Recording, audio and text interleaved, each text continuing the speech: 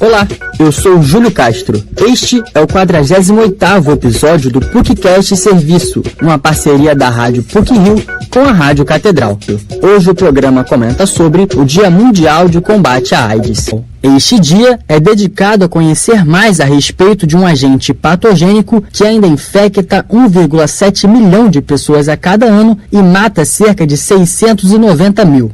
O Dia Internacional contra a AIDS, celebrado no Brasil desde os anos 80, integra um evento anual ao evocar as atividades de enfrentamento ao vírus em curso e também por encorajar novas iniciativas que contribuem para construir uma ação permanente contra a doença. Um exemplo do qual é importante a propagação de informações verídicas é a respeito da diferença entre AIDS e HIV. Palavras que muitas vezes são colocadas como sinônimos, mas que apresentam significados diferentes. A médica infectologista especializada em controle de infecção hospitalar, Keila Freitas, explica a diferença entre esses dois termos. Tem uma diferença bastante importante. O HIV é o vírus da imunodeficiência humana.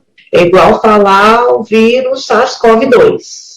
A AIDS é uma doença, é a síndrome da imunodeficiência adquirida, é a sigla em inglês. Então, para se ter AIDS, a pessoa precisa estar infectada por HIV, mas a pessoa com HIV pode estar apenas infectada pelo vírus e não ter a doença AIDS. A AIDS acontece quando uma pessoa que está infectada pelo vírus HIV tem a imunidade extremamente baixa. Além da falta de informações sobre a doença, o preconceito pairava sobre os pacientes que eram diagnosticados com a patologia. À época, os primeiros casos foram registrados em homens homossexuais diagnosticados com sarcoma de Kaposi, um tipo agressivo de câncer que provoca lesões nos tecidos moles, como a pele e a boca. O medo do vírus foi intensificado quando figuras conhecidas internacionalmente morreram por complicações decorrentes da doença. É o caso do cantor Freddie Mercury e do filósofo Michel Foucault.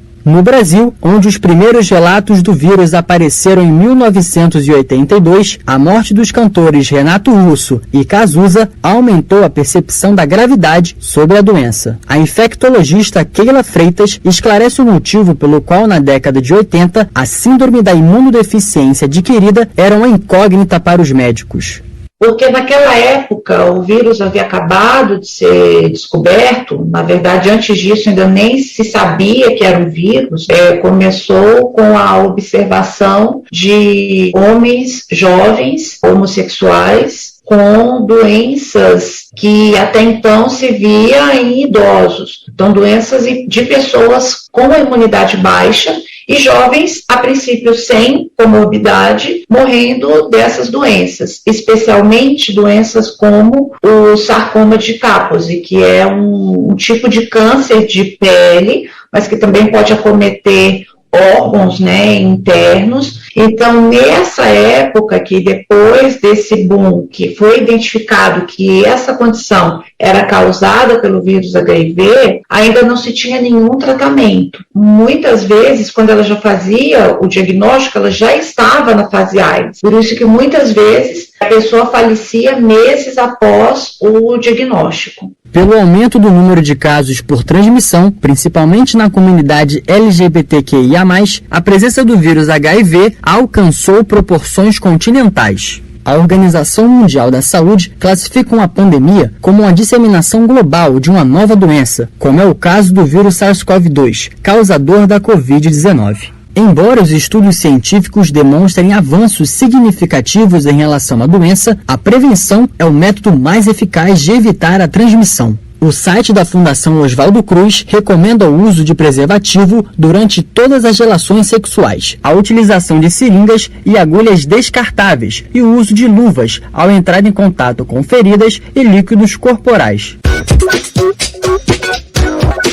Esse episódio teve produção e edição sonora por Júlio Castro, com supervisão e edição de Célio Campos.